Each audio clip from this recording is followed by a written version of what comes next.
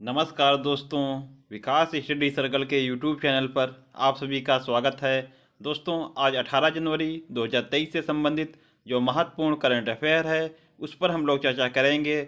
आप लोग दोस्तों वीडियो के साथ अंत तक अवश्य बने रहें तथा वीडियो को ज़्यादा से ज़्यादा लाइक करें, शेयर करें और चैनल को अधिक से अधिक सब्सक्राइब करें। चलिए दोस्तों, देखते हैं आज का हमारा पहला प्रश्न है, भारत द्वारा किस देश की नौसेना के साथ वरुण द्विपक्षीय अभ्यास के 21वें संस्करण का आयोजन किया जा रहा है।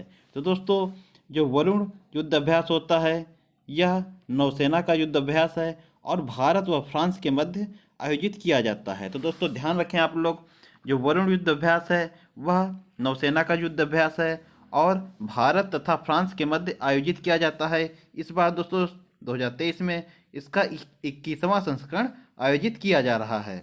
और इसका आयोजन कहाँ किया जाएगा? तो पश्चिमी समुद्री तट है जो इस पर दोस्तों इसका आयोजन किया जा रहा है।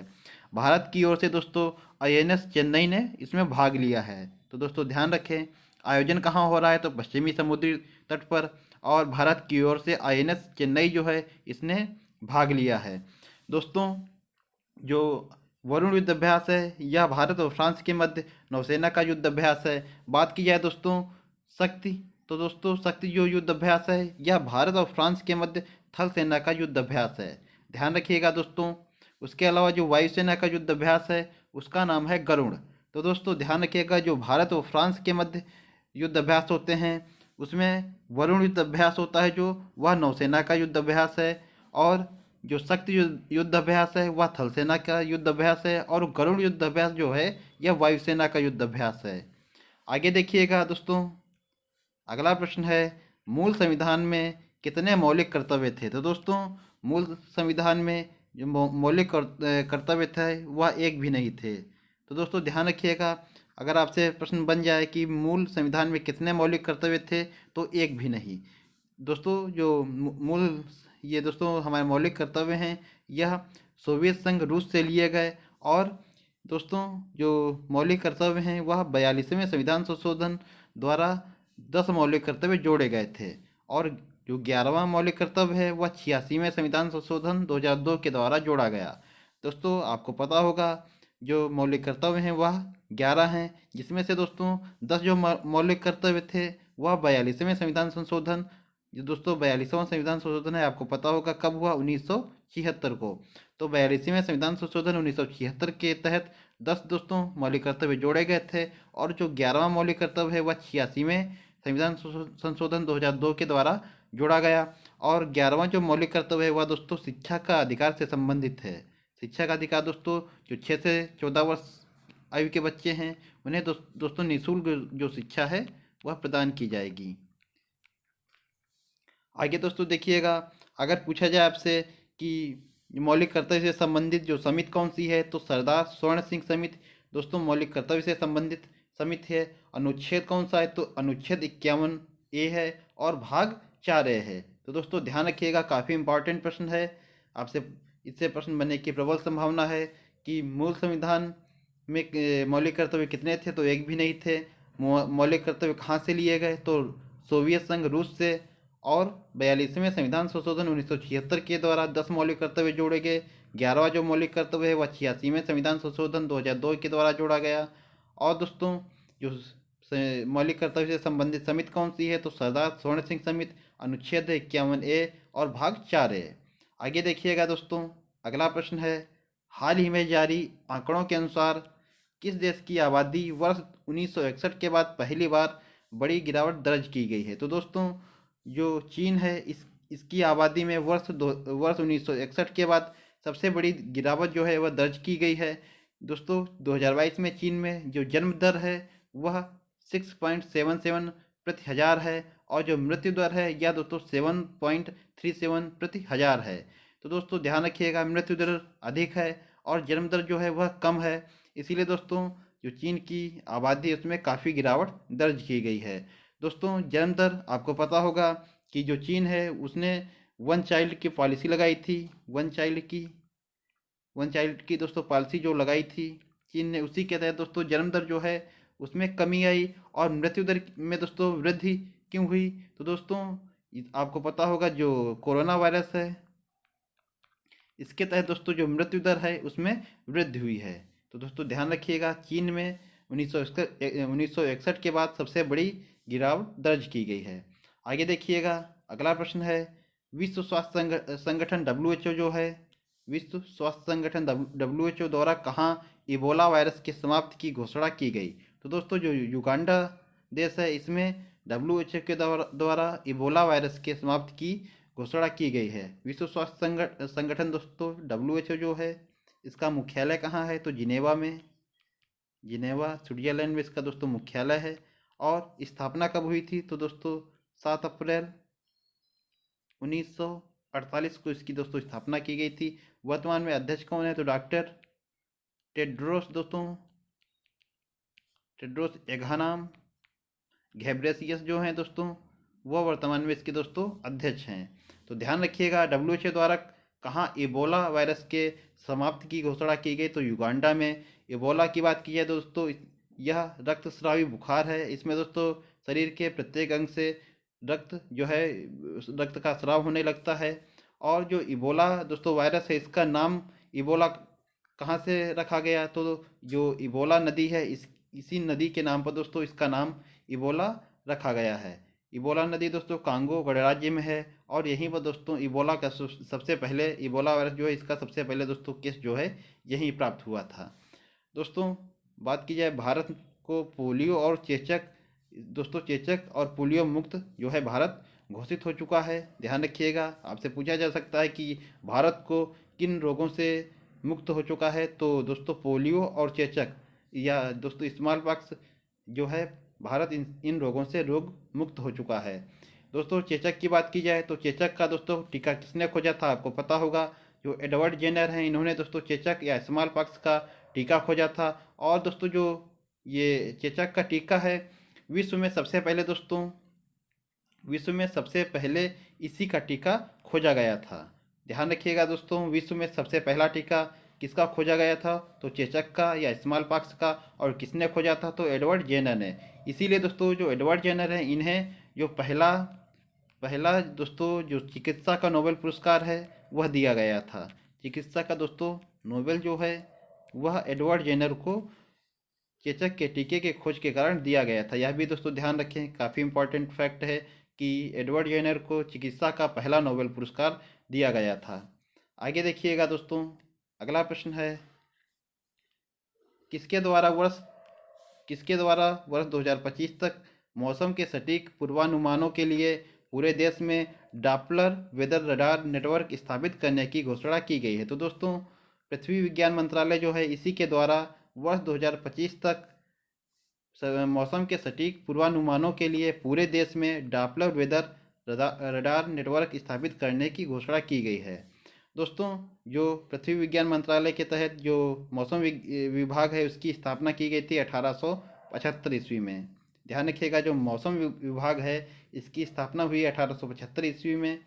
दोस्तों 2023 में इसके 148वें स्थापना दिवस पर 3 राज्यों में, कौन कौन से राज्य हैं? जम्मू कश्मीर, उत्तराखंड और हिमाचल प्रदेश, इनमें दोस्तों डॉपलर वेदर रडार स्थापित किया गया है। और इसी तर्ज पर दोस्तों लक्ष्य है 2025 तक सभी राज्यों में डॉपलर वेदर रडार नेटवर्क स्थापित करने की। तो ध्यान रखिएगा दोस्तों, जो डॉपलर वेदर रडार नेटवर्क है किसके द्वारा स्थापित किया जाएगा? तो पृथ्वी विज्ञान मंत्रालय द्वारा। और कार्य क्या है इसका? तो दोस्तों मौसम के सटीक पूर्वानुमानों के लिए दोस्तों इसका कार्य क्या है? सटीक पूर्वानुमान लगाना। ध्यान रखिएगा। आगे बढ़ते हैं दोस्तों, अगला प्रश्न है, पर्यावरण मंत्रालय द्वारा हाल ही में नील कुरिंजी को संरक्षित पौधों की सूची में शामिल किया गया। यह भारत के किस भौगोलिक क्षेत्र से संबंधित है? दोस्तों जो नील कुरिंजी है, आपको पता होगा, यह दोस्तों 12 वर्ष में एक बार इसका फूल खिलता है। नील कुरिंजी का दोस्तों फूल जो है 12 वर्षों में एक बार खिलता है। तो दोस्तों जो नील कुरिंजी है, इसे संरक्षित पौधों की सूची में शामिल किया गया। यह भारत के किस भौगोलिक क्षेत्र से संबंधित है? तो जो दोस्तों पश्चिमी घाट या सह्याद्री है दोस्तों, इस पर ही नील कुरिंजी जो फूल है यह खिलते हैं। बात की जाए वन्यजीव संरक्षण एक्ट 1972 की अनुसूची 203 के तहत यह पौधा संरक्षित किया गया है। तो ध्यान रखें दोस्तों, वन जीव संरक्षण एक्ट 1972 की अनुसूची 3 के तहत यह पौधा संरक्षित किया गया। नीलकुंजी दोस्तों मैंने बताया आपको कि 12 वर्षों में एक बार फूल खिलता है इसमें। बात की जाए, अगला प्रश्न है, पश्चिमी घाट के संरक्षण के लिए कौन सी समिति गठित की गई? तो दोस्तों माधव गाडगिल समिति जो है वह पश्चिमी घाट के संरक्षण के लिए गठित की गई थी। आगे देखिएगा, पश्चिमी नीलगिरी पहाड़ी है दोस्तों, नीलगिरी पहाड़ी पर कौन सी जनजाति निवास करती है? दोस्तों जो नीलगिरी पहाड़ी है वह जो आपको अभी बताया, जो नीलकुंजी ये पौधा है, इसका दोस्तों फूल जो होता है वह भी नीला होता है। इसका फूल जो होता है वह नीला होता है। इसी कारण दोस्तों जो नीलकुंजी है इसकी इसी नाम पर जो पहाड़ी है या नीलगिरी, तो नीलकुंजी फूल के कारण इसका नाम नीलगिरी पड़ा। इस पर दोस्तों कौन सी जनजाति निवास करती है? तो टोडा जो जनजाति है वह नीलगिरी पहाड़ी पर निवास करती है। और नीलगिरी पहाड़ी की सबसे ऊंची चोटी कौन सी है? तो डोडा बेटा जो है यह नीलगिरी पहाड़ी की सबसे ऊंची चोटी है। आगे देखिएगा दोस्तों, अगला प्रश्न है, जल्लीकट्टू 2023, जल्लीकट्टू 2023 जिसे दोस्तों मट्टू पोंगल भी कहते हैं, हाल ही में कहाँ शुरू हुआ? तो दोस्तों काफ़ी इंपॉर्टेंट प्रश्न है, आपको पता भी होगा कि जल्लीकट्टू जो है यह किस राज्य का दोस्तों त्यौहार है? तो यह दोस्तों तमिलनाडु से संबंधित है जल्लीकट्टू। इसमें दोस्तों जो बैलों की प्रतियोगिता होती है, बैल को काबू में करना होता है, तो लोग दोस्तों जो पुरुष हैं वह बैल को काबू में करते हैं और इनके सींग पर दोस्तों एक पोटली बंधी होती है, उसी को दोस्तों ये लोग खोलते हैं। और जो दोस्तों पोटली को जो जो व्यक्ति खोल लेता है उसी को विजेता घोषित किया जाता है। तो ध्यान रखें, जल्लीकट्टू इसका दूसरा नाम क्या है? तो मट्टू पोंगल, जिसे दोस्तों मट्टू पोंगल भी कहते हैं। तो जल्लीकट्टू का दूसरा नाम है मट्टू पोंगल और यह तमिलनाडु राज्य से संबंधित है। इस दोस्तों प्रतियोगिता में बैल को काबू में करना होता है। अगला है दोस्तों कंबाला। आपसे पूछा जा सकता है कि जल्लीकट्टू किस राज्य से संबंधित है? तो तमिलनाडु से। कंबाला किस राज्य से संबंधित है? तो कर्नाटक से।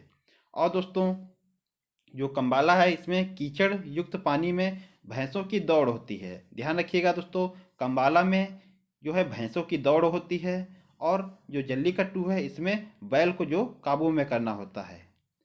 आगे दोस्तों देखिएगा, अगला प्रश्न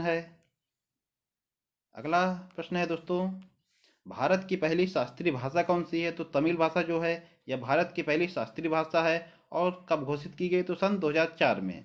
ध्यान रखिएगा दोस्तों। आगे देखिएगा, अगला प्रश्न है, पायलट पार्टिकल किस कोशिकांग को कहते हैं? तो दोस्तों जो पायलट पार्टिकल है यह राइबोसोम को कहा जाता है। पायलट पार्टिकल राइबोसोम को कहा जाता है। और राइबोसोम को क्या कहा जाता है? तो प्रोटीन की फैक्ट्री और सबसे छोटा कोशिकांग। ध्यान रखिएगा दोस्तों, पायलट पार्टिकल या प्रोटीन की फैक्ट्री या सबसे छोटा कोशिकांग किसे कहा जाता है? तो राइबोसोम को दोस्तों। और बात की जाए आत्मघाती थैली किसे कहा जाता है? आत्मघाती थैली तो दोस्तों जो लाइसोसोम है, इसे दोस्तों आत्मघाती थैली कहा जाता है। और दोस्तों जो अगर बात की जाए कि कोशिका का पावर हाउस